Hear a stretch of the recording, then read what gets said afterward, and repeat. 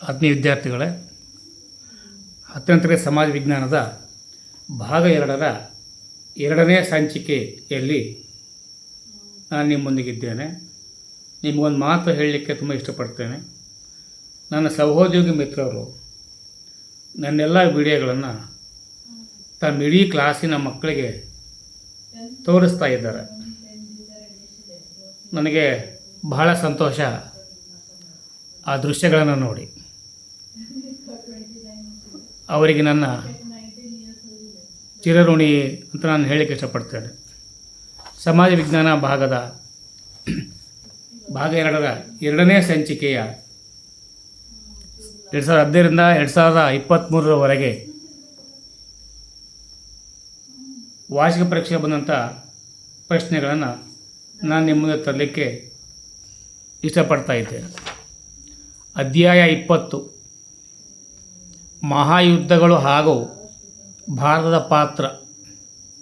ಈ ಪಾಠದಲ್ಲಿ ಯಾವ್ಯಾವ ಪ್ರಶ್ನೆಗಳು ಇದುವರೆಗೆ ಬಂದಿವೆ ಅನ್ನೋದನ್ನು ನೋಡ್ಬೋದು.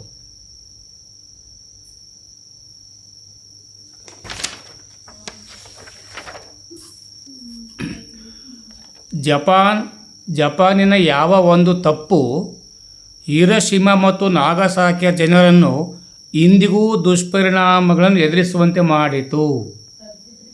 ಜಪಾನಿನ ಯಾವ ಒಂದು ತಪ್ಪು ಹಿರೋಶಿಮಾ ಮತ್ತು ನಾಗಸಾಕಿಯ ಜನರು ಇಂದಿಗೂ ದುಷ್ಪರಿಣಾಮ ಎದುರಿಸುವಂತೆ ಮಾಡಿತು? ಜೂನ್ 18ರಲ್ಲಿ ಪ್ರಶ್ನೆ ಬಂದಿದೆ. ಏನದು ಮಾಡಿದ ತಪ್ಪು ಅಂದರೆ ಅಮೆರಿಕದ ಪರ್ಲ್ ಹಾರ್ಬರ್ ನೌಕಾನೆಲೆಯ ಮೇಲೆ ದಾಳಿ ಮಾಡಿದ್ದು. ಅಮೆರಿಕದ ಪರ್ಲ್ ಹಾರ್ಬರ್ ನೌಕಾನೆಲೆಯ ಮೇಲೆ ದಾಳಿ ಮಾಡಿದ್ದು. ಹಿಟ್ಲರ್ ಸರ್ವಾಧಿಕಾರಿಯಾಗಲು ಜರ್ಮನಿಯ ಉದ್ಯಮಿಗಳು ಹೇಗೆ ಸಹಾಯ ಮಾಡಿದರು? ಜೂನ್ 2018ರಲ್ಲಿ ಪ್ರಶ್ನೆ ಬಂದಿದೆ. ಅಮೆರಿಕದಲ್ಲಿ ಮೊದಲನೇ ಮಹಾಯುದ್ಧದ ನಂತರ ಕೃಷಿ ಉತ್ಪಾದನೆ ಕುಸಿಯಿತು ಹೇಗೆ? ಏಪ್ರಿಲ್ 19ರಲ್ಲಿ ಇದಕ್ಕೆ ಸಂಬಂಧಿಸಿದ ಪ್ರಶ್ನೆ ಬಂದಿದೆ. ನಾಜಿ ಸಿದ್ಧಾಂತವು ಜರ್ಮನಿಯನ್ನು ಹಾಳು ಮಾಡಿದ್ದು ಸಮರ್ಥಿಸಿ. April 16, June 17. ಜರ್ಮನಿಯ ಅವನತಿಗೆ ಹಿಟ್ಲರ್ ಹೇಗೆ ಕಾರಣನಾದನು? ಜೂನ್ 19ರಲ್ಲಿ ಬಂದಿದೆ. ಪಠ್ಯಪುಸ್ತಕದಲ್ಲಿ ಮತ್ತು ನೋಟ್ಸಲ್ಲಿದೆ, ದಯಮಾಡಿ ಓದ್ಕೋಬೇಕು. ಫ್ಯಾಸಿಸ್ಟ್ ವಾದದ ಲಕ್ಷಣಗಳನ್ನು ವಿವರಿಸಿ. ಏಪ್ರಿಲ್ 19ರಲ್ಲಿ ಕೇಳಿದ್ದಾರೆ. ಫ್ಯಾಸಿಸ್ಟ್ ವಾದದ ಲಕ್ಷಣಗಳೇನು? ಏಪ್ರಿಲ್ 19ರಲ್ಲಿ ಕೇಳಿದ್ದಾರೆ.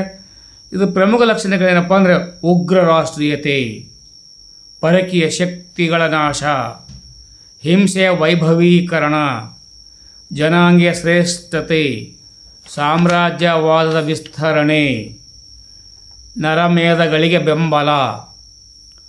2ನೇ ಮಹಾಯುದ್ಧದ ಪರಿಣಾಮಗಳಾದವು? ಜೂನ್ 15ರಲ್ಲಿ ಇದಕ್ಕೆ ಸಂಬಂಧ ಪ್ರಶ್ನೆ ಬಂದಿದೆ. 2ನೇ ಮಹಾಯುದ್ಧವು ಅತ್ಯಂತ ಬರ್ಬರವಾದದ್ದು ಹೇಗೆ? ಜೂನ್ 20 ಬಂದಿದೆ. ಅಪಾರ ಸಾವು ನೋವು ಉಂಟಾಯಿತು 2ನೇ ಮಹಾಯುದ್ಧದಿಂದ. ರಾಜಕೀಯ ಮತ್ತು ಸಾಮಾಜಿಕ ಸಂರಚನೆ ಬದಲಾವಣೆ ಆಯಿತು. ವಿಶ್ವಶಾಂತಿ ಮತ್ತು ಭದ್ರತೆಗಾಗಿ ವಿಶ್ವಸಂಸ್ಥೆ ಸ್ಥಾಪನೆಯಾಯಿತು. ವಿಜೇತ ದೇಶಗಳಿಗೆ ಭದ್ರತಾ ಸಮಿತಿಯಲ್ಲಿ ಕಾಯಂ ಸ್ಥಾನ ದೊರೆಯತೊಡಗಿತು. ಅಮೆರಿಕ ಮತ್ತು ರಷ್ಯಾ ನೇತೃತ್ವದಲ್ಲಿ 2 ಬಣಗಳು ಉದಯವಾದವು. ಶೀತಲ ಸಮರಕ್ಕೆ ನಾಂದಿಯಾಯಿತು. ವಸಾಹತುಗಳು ಸ್ವತಂತ್ರ ಪಡೆಯಲು ಪೂರಕವಾದವು. ಭಾರತ ಸ್ವತಂತ್ರಗೊಳ್ಳಲು ಈ 2ನೇ ಮಹಾಯುದ್ಧದ ದುಷ್ಪರಿಣಾಮದಲ್ಲಿ ಒಂದು ಅಂತ ನಾವು ಹೇಳ್ಬೋದು. ಅಣ್ವಸ್ತ್ರ ಪೈಪೋಟಿಗೆ ದಾರಿಯಾಯಿತು. ಪ್ರಥಮ ವಿಶ್ವ ಸಮರದ ತತ್ಕ್ಷಣದ ಕಾರಣವೇನು? ಏಪ್ರಿಲ್ 23. ಏನಪ್ಪ ತತ್ಕ್ಷಣದ ಕಾರಣ ಅಂದರೆ ಆರ್ಚ್ಡ್ಯೂಕ್ ಫರ್ಡಿನಾಂಡನ ಕಗ್ಗೊಲೆ. ದೆಹಲಿಯ ತೀನ್ಮೂರ್ತಿ ಭವನ ಪ್ರಾಮುಖ್ಯತೆ ಏನು? ಇದು ಮಾದರಿ ರಾಜ್ಯ ಪೂರ್ವಸಿದ್ಧತಾ ಪರೀಕ್ಷೆಯಲ್ಲಿ 23ರಲ್ಲಿ ಬಂದಿರತಕ್ಕಂಥದ್ದು. ಮೊದಲನೇ ಜಾಗತಿಕ ಮಹಾಯುದ್ಧದಲ್ಲಿ ಮರಣ ಹೊಂದಿದ ಮೈಸೂರು, ಜೋಧ್ಪುರ, ಹೈದರಾಬಾದ್ ಸೈನಿಕರ ಸವಿನೆನಪಿಗಾಗಿ ನಿರ್ಮಾಣ ಮಾಡಿರುವಂಥ ಭವನವೇ ತೀನ್ಮೂರ್ತಿ ಭವನ. ಹೋಲಕಾಸ್ಟ ಎಂದರೇನು? ರಾಜ್ಯ ಪೂರ್ವ ಸಿದ್ಧತಾ ಮಾದರಿ ಪರೀಕ್ಷೆಯ ಪ್ರಶ್ನೆಪತ್ರಿಕೆಯಲ್ಲಿ ಕೇಳಿದ್ದಾರೆ 2018ರಲ್ಲಿ. ಹಿಟ್ಲರ್ನು ಮಾಡಿದ ಸಾಮೂಹಿಕ ಕಗ್ಗೊಲೆಯನ್ನೇ ಹೋಲಕಾಸ್ಟ ಎನ್ನುವರು. ಇಟಲಿಯಲ್ಲಿನ ರಾಷ್ಟ್ರೀಯ ಫ್ಯಾಸಿಸ್ಟ್ ಪಕ್ಷದ ಸ್ಥಾಪಕ ಯಾರು? ಜೂನ್ 23 ಬಂದಿದೆ. ಇದಕ್ಕೆ ಪಕ್ಷ ಸ್ಥಾಪಕ ಮುಸೊಲಿನಿ. ಈಗ ರಾಜ್ಯಶಾಸ್ತ್ರದಲ್ಲಿ ಅಧ್ಯಾಯ 21 ನೋಡೋಣ. ಜಾಗತಿಕ ಸವಾಲುಗಳು ಹಾಗೂ ಭಾರತದ ಪಾತ್ರ ಏನು ಅನ್ನೋದನ್ನು ನಾವೀಗ ನೋಡ್ಬೋದಾಗಿದೆ. ವಿಶ್ವಸಂಸ್ಥೆಯ ಇತಿಹಾಸದಲ್ಲಿ 1948ನೇ ಡಿಸೆಂಬರ್ 10 ಮಹತ್ವದ ದಿನವಾಗಿದೆ. ಏಕೆಂದರೆ ನೋಡಿರಿ, ಏಪ್ರಿಲ್ 16 ಕೇಳಿದ್ದಾರೆ. ಯಾಕಪ್ಪ ಅಂದರೆ ಅವತ್ತಿನ ದಿನ ಮಾನವ ಹಕ್ಕುಗಳ ಘೋಷಣೆ ಆಯಿತು. ಡಿಸೆಂಬರ್ 10 ಯಾವತ್ತೂ ನಾವು ಮಾನವ ನೆನಪಿಡಬೇಕಾದಂಥದ್ದು. ಮಾನವ ಹಕ್ಕುಗಳಿಗಾಗಿ ನಾವೇನು ಪೈಪೋಟಿ ನಡೆಸ್ತಾ ಇದ್ವಿ, ಯಾವತ್ತು ನಮಗೆ ಹಕ್ಕು ವಿಶ್ವಸಂಸ್ಥೆ ಮಾನ್ಯ ಮಾಡಿದೆ. ನಾವು 10ನೇ ಡಿಸೆಂಬರನ್ನು ಯಾವ ಮಾನವ ಹಕ್ಕುಗಳಾಗಿ ಆಚರಿಸ್ತೀವಿ? ಏಕೆಂದರೆ ಏಪ್ರಿಲ್ 16 ಕೇಳಿದ್ದಾರೆ. ವಿಶ್ವಸಂಸ್ಥೆಯ ಮಾನವ ಹಕ್ಕುಗಳನ್ನು ಘೋಷಿಸಿದ್ದು 10ನೇ ಡಿಸೆಂಬರ್ 1948. ವಿಶ್ವಸಂಸ್ಥೆಯ ಮಾನವ ಹಕ್ಕುಗಳ ಘೋಷಣೆಯನ್ನು ಅಂಗೀಕರಿಸಿದ ವರ್ಷ ಏಪ್ರಿಲ್ 1919 ಕೇಳಿದ್ದಾರೆ. ವರ್ಷ 1948. 1789 ಫ್ರಾನ್ಸ್ ಕ್ರಾಂತಿಯ ಪ್ರಮುಖ ಉದ್ದೇಶ ಮಾನವ ಹಕ್ಕುಗಳ ಸಂರಕ್ಷಣೆ. ಇದು ಸೆಪ್ಟೆಂಬರ್ 20 ಕೇಳಿದ್ದಾರೆ. ಸೆಪ್ಟೆಂಬರ್ 26 ಮುಂಬೈ ತಾಜ್ ಹೋಟೆಲ್ ಮೇಲಿನ ದಾಳಿಯು ಈ ರಾಷ್ಟ್ರಗಳ ಸಂಬಂಧಕ್ಕೆ ಧಕ್ಕೆ ತಂದಿದೆ. ನೋಡ್ರಪ್ಪ, ಜೂನ್ 17 ಕೇಳಿದ್ದಾರೆ. ಯಾವಪ್ಪ ಎರಡು ರಾಷ್ಟ್ರ ಅಂದರೆ ಭಾರತ ಮತ್ತು ಪಾಕಿಸ್ತಾನ. ಮಾನವ ಹಕ್ಕುಗಳ ದಿನವನ್ನು ಎಂದು ಆಚರಿಸುತ್ತೇವೆ? ನೋಡ್ರಿ, ಜೂನ್ 20 ಕೇಳಿದ್ದಾರೆ. ಡಿಸೆಂಬರ್ 10. ನಿಶಸ್ತ್ರೀಕರಣ ಎಂದರೇನು? ಒಳ್ಳೆ ಪ್ರಶ್ನೆ ಇದು. ಏಪ್ರಿಲ್ 19 ಕೇಳಿದ್ದಾರೆ. ನಿರ್ದಿಷ್ಟ ಅಥವಾ ಎಲ್ಲ ಶಸ್ತ್ರಾಸ್ತ್ರಗಳನ್ನು ಕಡಿತಗೊಳಿಸುವ ನೇರ ಪ್ರಕ್ರಿಯೆಯನ್ನು ನಿಶಸ್ತ್ರೀಕರಣ ಎನ್ನುವರು. ದ್ವಿತೀಯ ಮಹಾಯುದ್ಧದ ಬಳಿಕ ಎದುರಾದ ಪ್ರಮುಖ ಸಮಸ್ಯೆಗಳಾವವು? ಜೂನ್ 22. ಯಾವ ಅಂಶಗಳು ಮಾನವ ಹಕ್ಕುಗಳ ಹೋರಾಟಕ್ಕೆ ಸ್ಫೂರ್ತಿಯಾದವು? ಜೂನ್ 19 ಕೇಳಿದ್ದಾರೆ. 1. 1776 ಅಮೆರಿಕ ಸ್ವತಂತ್ರ ಸಂಗ್ರಾಮ. 2. 1789 ಫ್ರಾನ್ಸಿನ ಸಂಗ್ರಾಮ. 3. 1917 ರಷ್ಯಾ ಕ್ರಾಂತಿ. ಇವು ಮಾನವ ಹಕ್ಕುಗಳ ಹೋರಾಟಕ್ಕೆ ಸ್ಫೂರ್ತಿಯಾದಂಥ ಘಟನೆಗಳು. ಮಾನವ ಹಕ್ಕುಗಳ ಪ್ರತಿಪಾದನೆಯಲ್ಲಿ ಭಾರತವು ನಿರಂತರ ಪ್ರಯತ್ನ ನಡೆಸುತ್ತಿದೆ. ಈ ಹೇಳಿಕೆ ಸಮರ್ಥಿಸಿ. ಜೂನ್ 14 ಕೇಳಿದ್ದಾರೆ. ಏಪ್ರಿಲ್ 18 ಕೇಳಿದ್ದಾರೆ. ಏಪ್ರಿಲ್ 22 ಕೇಳಿದ್ದಾರೆ. ಮಾನವ ಹಕ್ಕುಗಳ ಪ್ರತಿಪಾದನೆಯಲ್ಲಿ ಭಾರತ ಪ್ರಮುಖ ಪಾತ್ರವನ್ನು ಸ್ಪಷ್ಟೀಕರಿಸಿ. ಅತ್ಯುತ್ತಮ ಪ್ರಶ್ನೆ, ನೋಡ್ಕೋಬೇಕು ಚೆನ್ನಾಗಿ. ಭಯೋತ್ಪಾದನೆಯಿಂದ ಉಂಟಾಗುವ ಪರಿಣಾಮಗಳಾವವು? ಇದು ಭಾಳ ಉತ್ತಮ ಪ್ರಶ್ನೆ. 15 ಬಂದಿದೆ ಜೂನಲ್ಲಿ. ಏಪ್ರಿಲ್ 15 ಬಂದಿದೆ. ಏಪ್ರಿಲ್ 17 ಬಂದಿದೆ. ಜೂನ್ 17 ಬಂದಿದೆ. ಜೂನ್ 18 ಬಂದಿದೆ. ಭಯೋತ್ಪಾದಕತೆಯ ನಿಗ್ರಹಕ್ಕೆ ಭಾರತ ಕೈಗೊಂಡಿರುವ ಕ್ರಮಗಳು ಯಾವುವು? ಏಪ್ರಿಲ್ 23 ಭಯೋತ್ಪಾದನೆ ಕುರಿತು ಪ್ರಶ್ನೆ ಬಂದಿದೆ. ಈಗ ಅಧ್ಯಾಯ 22 ಜಾಗತಿಕ ಸಂಸ್ಥೆಗಳು ಅಂದರೆ ವಿಶ್ವಸಂಸ್ಥೆಯ ಬಗ್ಗೆ ನೋಡೋಣ. ಇದರಲ್ಲಿ ವಿಶ್ವಸಂಸ್ಥೆ ಉದ್ದೇಶಗಳನ್ನು ಪಟ್ಟಿ ಮಾಡಿ ಅಂತ ಕೇಳ್ತಾರೆ. 2015ರಿಂದ 2023 ವಾರ್ಷಿಕ ಪರೀಕ್ಷೆಯಲ್ಲಿ ಕೈಗೊಂಡಂಥ ಪ್ರಶ್ನೆಗಳನ್ನು ನಾವು ನೋಡೋಣ. ಏಪ್ರಿಲ್ 17 ಜಾಗತಿಕ ಶಾಂತಿಗಾಗಿ ಪ್ರಾರಂಭವಾಗಿದ್ದ ಲೀಗ್ ಆಫ್ ನೇಷನ್ ವಿಫಲ ಹೊಂದಲು ಕಾರಣ ಕೇಳಿದ್ದಾರೆ. ಉತ್ತರ 1939 ದ್ವಿತೀಯ ಮಹಾಯುದ್ಧದ ಪ್ರಾರಂಭ ಆಗಿದ್ದರಿಂದ ಲೀಗ್ ಆಫ್ ನೇಷನ್ಸ್ ವಿಫಲವಾಯಿತು ಅಂತ ನಾವು ಅಲ್ಲಿ ಉತ್ತರ ಬರೀಬಹುದು. ಅಕ್ಟೋಬರ್ 24, 1945 ವಿಶೇಷವಾದ ದಿನವಾಗಿದೆ. ಅಕ್ಟೋಬರ್ 24 ಅದಕ್ಕೆ ವಿಶೇಷ ಅಂತ ಕೇಳಿದರೆ ಇದನ್ನು ಜೂನ್ 17 ಕೇಳಿದರೆ ಆವತ್ತು ವಿಶ್ವಸಂಸ್ಥೆ ಸ್ಥಾಪನೆ ಆಯಿತು. ವಿಶ್ವಸಂಸ್ಥೆ ಪ್ರಧಾನ ಕಚೇರಿ ಇರುವುದು ಏಪ್ರಿಲ್ 17, ಜೂನ್ 18, ಸೆಪ್ಟೆಂಬರ್ 21 ಕೇಳಿದರೆ ಜಿನಿವಾ ನಗರದಲ್ಲಿ ವಿಶ್ವಸಂಸ್ಥೆಯ ಕೇಂದ್ರ ಕಚೇರಿ ಇರುವುದನ್ನು ನಾವು ಹೇಳ್ಬೋದಾಗಿದೆ. ವಿಶ್ವಸಂಸ್ಥೆ ಈ ಅಂಗಸಂಸ್ಥೆಗಳನ್ನು ಜಾಗತಿಕ ಸಂಸತ್ತು ಎಂದು ಕರೆಯುತ್ತಾರೆ. ಯಾವುದು? ಜೂನ್ 14 ಕೇಳಿದರೆ ಸಾಮಾನ್ಯ ಸಭೆ. ವಿಶ್ವಸಂಸ್ಥೆಯ ಪ್ರತಿ ಸದಸ್ಯ ರಾಷ್ಟ್ರವು ಸಾಮಾನ್ಯ ಸಭೆಗೆ ಕಳುಹಿಸಬೇಕಾದ ಪ್ರತಿನಿಧಿಗಳ ಸಂಖ್ಯೆ ಸೆಪ್ಟೆಂಬರ್ 21 ಕೇಳಿದರೆ 5 ಜನ ಮಾತ್ರ ನಾವಲ್ಲಿ ಕಳಿಸ್ಕೊಡ್ಬೇಕು. ಭದ್ರತಾ ಸಮಿತಿಯ ಕಾಯಂ ಸದಸ್ಯ ರಾಷ್ಟ್ರಗಳು ಜೂನ್ 15 ಕೇಳಿದರೆ ಕಾಯಂ ಸದಸ್ಯ ರಾಷ್ಟ್ರಗಳು America, England, France, Russia, China. ವಿಶ್ವಸಂಸ್ಥೆಯ ಭದ್ರತಾ ಸಮಿತಿಗೆ ಸಂಬಂಧಿಸಿದಂತೆ ಸರಿಯಾದ ಹೇಳಿಕೆ ಏಪ್ರಿಲ್ 19 ಕೇಳಿದರೆ, ಸರಿಯಾದ ಹೇಳಿಕೆ ಏನಪ್ಪ ಅಂದ್ರೆ ಅದು 15 ಸದಸ್ಯರನ್ನು ಹೊಂದಿದೆ.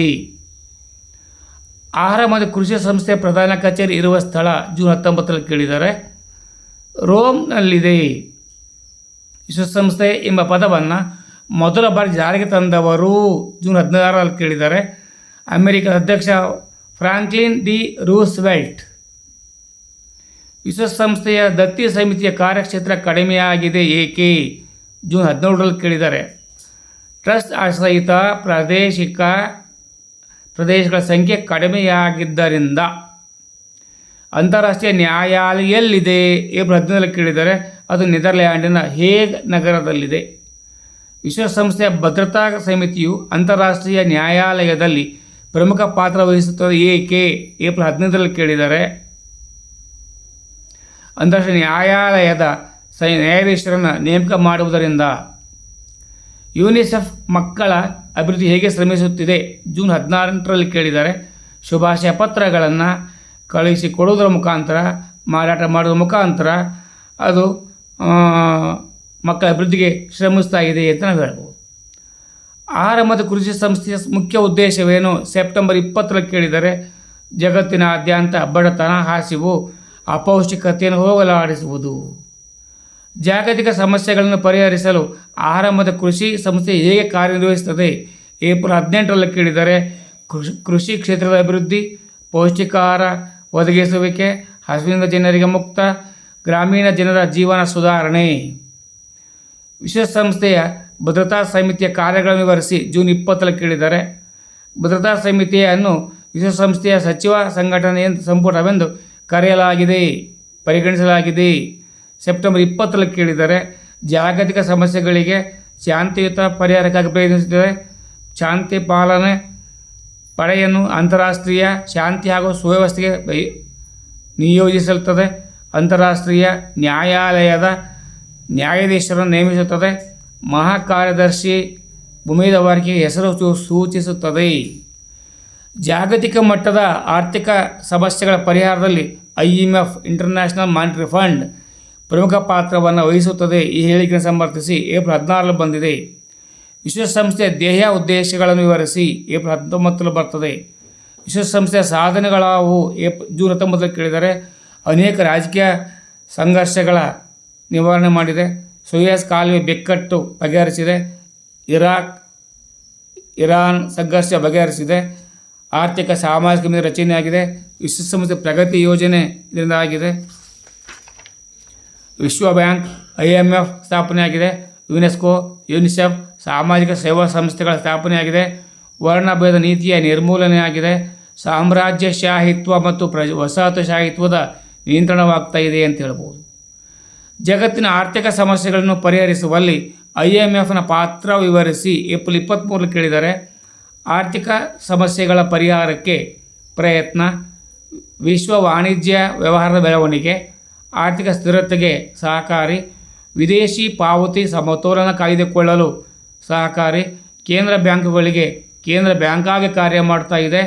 ಆರ್ಥಿಕವಾಗಿ ಮುಂದುವರಿದ ಹಾಗೂ ಹಿಂದುಳಿದ ರಾಷ್ಟ್ರಗಳ ಪರಸ್ಪರ ಸಂಬಂಧ ಬೆಸೆಯುವಲ್ಲಿ ಸಹಕಾರಿಯಾಗಿದೆ. ವಿದ್ಯಾರ್ಥಿಗಳೇ, ಮುಂದಿನ ಸಂಚಿಕೆಯಲ್ಲಿ ಸಮಾಜಶಾಸ್ತ್ರದಲ್ಲಿ ಇರುವಂತಹ ಸಾಮೂಹಿಕ ವರ್ತನೆ ಮತ್ತು ಪ್ರತಿಭಟನೆಗಳ ಪಾಠದೊಂದಿಗೆ ನಾನು ನಿಮ್ಮ ಮುಂದೆ ಭೇಟಿಯಾಗ್ತೇನೆ. ತಾವುಗಳು ಇದನ್ನು ನಿಧಾನವಾಗಿ ರೋಲ್ ಮಾಡ್ತಾ ಆಲಿಸಿ ತಾವು ಅಭ್ಯಾಸ ಮಾಡಿ ಬೇರೆಯವರಿಗೂ ಅಭ್ಯಾಸ ಮಾಡಲಿಕ್ಕೆ ನೆರವನ್ನು ನೀಡಿ ಶೇರ್ ಮಾಡಿ. ಧನ್ಯವಾದಗಳು. ಜೈ ಹಿಂದ್, ಜೈ ಭಾರತ್ ಮಾತೆ, ಜೈ ಕರ್ನಾಟಕ.